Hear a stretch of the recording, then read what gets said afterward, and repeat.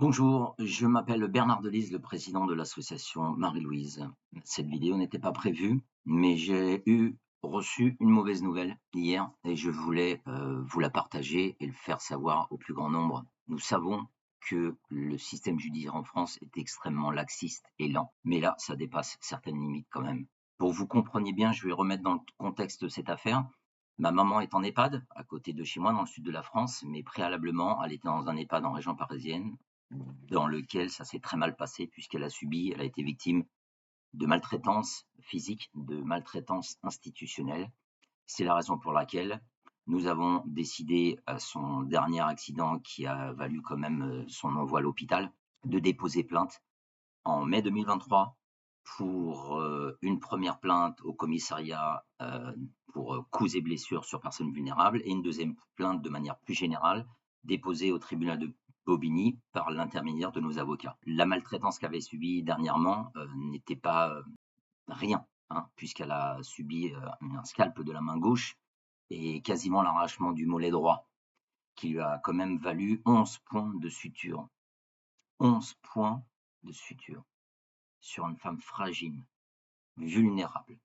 Et ça, c'est pas acceptable. Et comme ça suffisait pas d'attendre 2 ans et demi que le jugement se produise, le magistrat s'est rendu compte que maman n'avait pas été entendue. Et pour cause, maman a des problèmes cognitifs graves, elle n'a plus de mémoire, et donc ça sert à rien de lui poser des questions, pour la simple raison qu'elle ne pourra pas répondre. Et ça a été constaté par un médecin judiciaire. Ce constat qui a également servi au tribunal de Martigues de valider l'habilitation familiale. Tout est dit, tout est clair, tout le monde le sait. Eh bien non, malgré cela, le magistrat a décidé d'envoyer le dossier de Bobigny à un commissariat dans le sud de la France. À quel endroit, je ne sais pas, puisque quand j'ai eu le commissariat au téléphone, le dossier, évidemment, on ne l'avait pas devant les yeux, elle n'a pas su me dire où il était exactement. Donc combien de temps ça va durer? Parce que là, le dossier, il faut qu'il arrive. Ensuite, il va falloir qu'il désigne un service qui va prendre en charge ce dossier.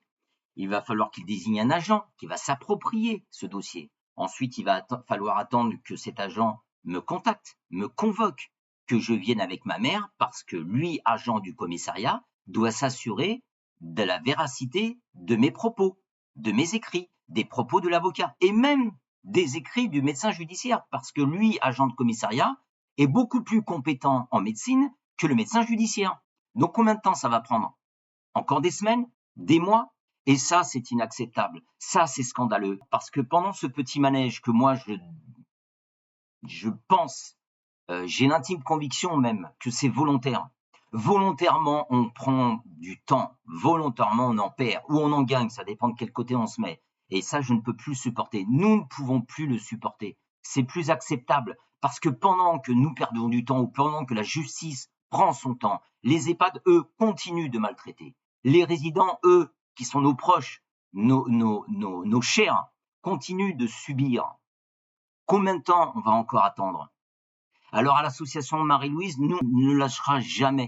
On va toujours combattre. C'est pour ça que nous avons besoin de vous. C'était pas le message initial de cette vidéo, mais nous avons besoin de vous. Plus on sera nombreux et plus on sera fort. Vous voulez rejoindre l'association, rejoignez l'association. Vous voulez adhérer à l'association, adhérez à l'association. Mais il nous faut du poids.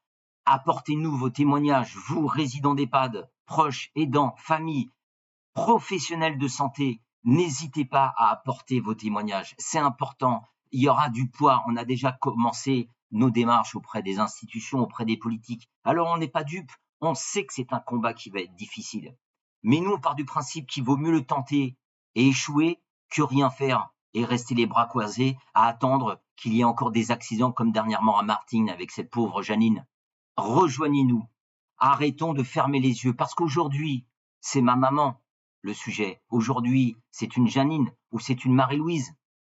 Mais nous, demain, on sera peut-être en EHPAD.